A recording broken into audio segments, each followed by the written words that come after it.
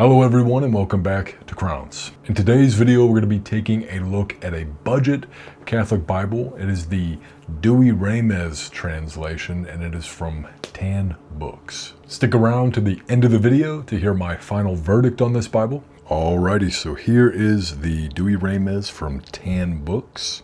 It does come in a sleeve, I guess. It'll come just like this and then wrapped in heat shrink, and that is it. No clamshell box, nothing fancy. Just a cardstock sleeve and then some plastic wrap. As you can see here, it's got beautiful full color paintings, full color maps, presentation page, and it says premium ultra soft cover. On the Amazon description, it did say that it was genuine leather. So there is a chance I was sent the wrong thing. Because if you look at the inside of the cover, there is no imprinting that says genuine leather, which tells me one of two things. Either it's a faux leather or it is a bonded leather.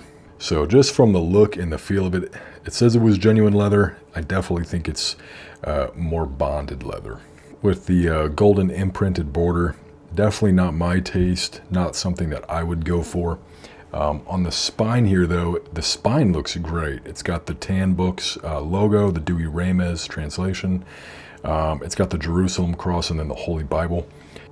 So other than that, the cover being a mystery leather, if it even is leather at all, a little disappointing there. Again, we're at the $60 price point, so it can kind of go either way. If you look at a lot of Protestant Bibles, you can definitely snag some calfskin leather and some bonded leather for the $60 price point. For the Catholic Bible market, it seems a little bit more difficult, so get what you can get. I don't know if the cover is going to last you forever. I think that after a couple years, maybe 5 or 6 years, it's probably going to start to show some pretty severe signs of use. So just being honest, just giving you my honest review here on the cover. Definitely, mediocre at best on the cover there. Open up the Bibles, you can see that center seam right there, and it does not come up into the page, meaning that over time you are going to start to split right there. Get your presentation page, you'll get that single leaflet. This isn't cardstock, it's just a glossed paper. Then you will get the statue of St. Peter. I think that's cool. I like it when Bibles include artwork, whether it be sculptures or paintings or etchings or whatever. Get your family registry, births, marriages, deaths, and then you'll hop right into the Holy Bible, preface to the 1899 edition. And then you hop straight into the Old Testament. And then you've got your books of the Old Testament here. And then what's interesting about here is you're not going to have one big table of contents at the beginning. It actually divides the Bible by two. So you'll get your contents for the Old Testament, and then when you skim forward to the New Testament, you'll get a similar page that says, books of the New Testament, and then it gives you everything right there. Paper quality. The paper quality is pretty decent, honestly, at this price point. I think it's pretty good paper. I don't have too much complaints. A little bit of ghosting, nothing too extreme. I'd say it's the same amount of ghosting that I would have in a Schuyler or maybe a Cambridge or anything like that. It's a very comfortable font. I think if your eyes are starting to deteriorate a little bit, you'll probably want some reading glasses. But if you have decent vision, it's not difficult to read at all. You will get some study helps down here at the bottom. Not too much. Usually it's just a line or two. Here you've got a couple of lines. Very, very minimal study helps. And then new book spacings. So this is going to be typical of a lot of Bibles. You're just going to get a small spacing here introducing you to a new book. And that is it. Some Bibles will bring you to a fresh page each time you switch over to a new book. Some Bibles won't. Really just kind of depends on the text block. I've seen publishers do both. I've seen publishers stick to just one primary thing, but not a big deal to me. It really doesn't bother me. I like to see a fresh new page when we hit a new book, but it's not something that's going to deter me from purchasing a specific Bible. Something to keep in mind with the Douay-Rheims is that it's translated from the Latin Vulgate. So what that's going to do is it will change some of the names of the books of the Bible. So that's just something to keep in mind. The scripture will remain the same, and usually there'll be a description of here. So this is the prophecy of Osee, or I don't know how to pronounce that, to be honest. And then down here says Osee or Jose. If you're not familiar with the Douay-Rheims, you'll also notice that some of the books of the Bible are spelled a little differently too.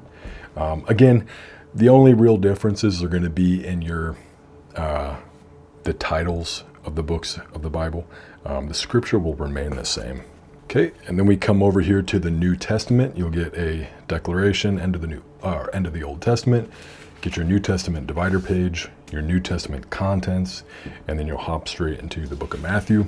So this Bible does feature words of Christ in red. I will say that this might be a deterrent for some of you readers out there, just because the color of red that they use is a very bright and vibrant red. And I know me personally, I like more of a darker, more subdued maroon color.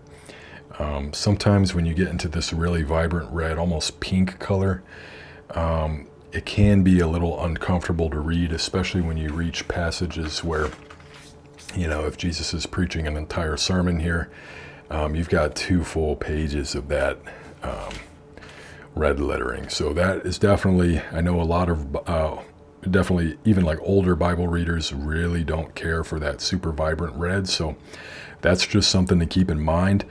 If it doesn't bother you, it doesn't bother you. No big deal. But if you've experienced some discomfort with that before, then keep that in mind, because this Bible is going to have that super vibrant red lettering.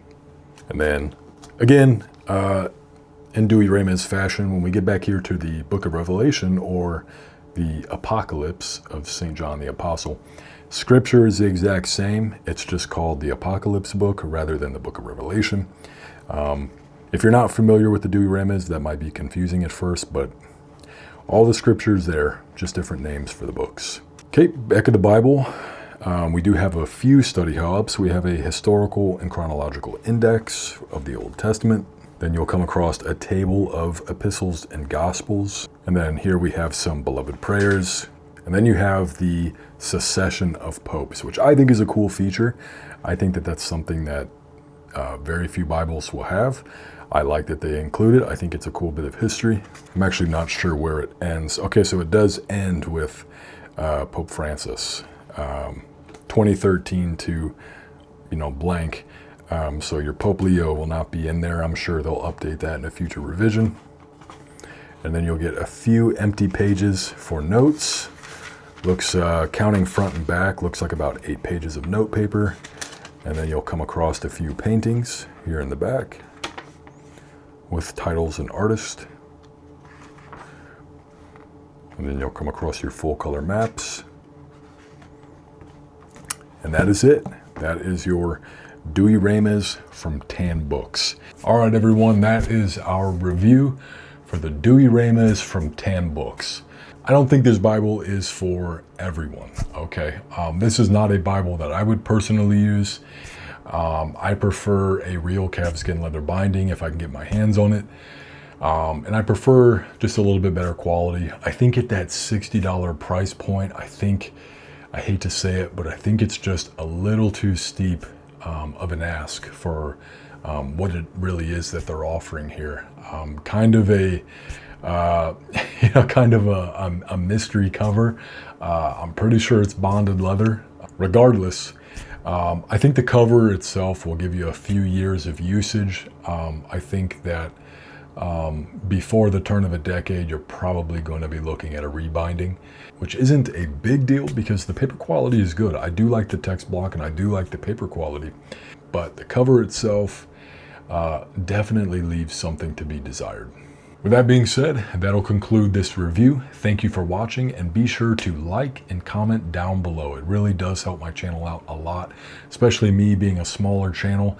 It's going to help show YouTube that, hey, this guy, is posting some halfway decent videos, and it'll help push my videos into the algorithm and help reach more people, hence helping my channel grow. And if you like this kind of content, Bible reviews, book reviews, devotionals, and other Christian content, be sure to subscribe and stay up to date with everything that we have here at Crowns. That being said, thank you so much for watching, and I will see you in the next video.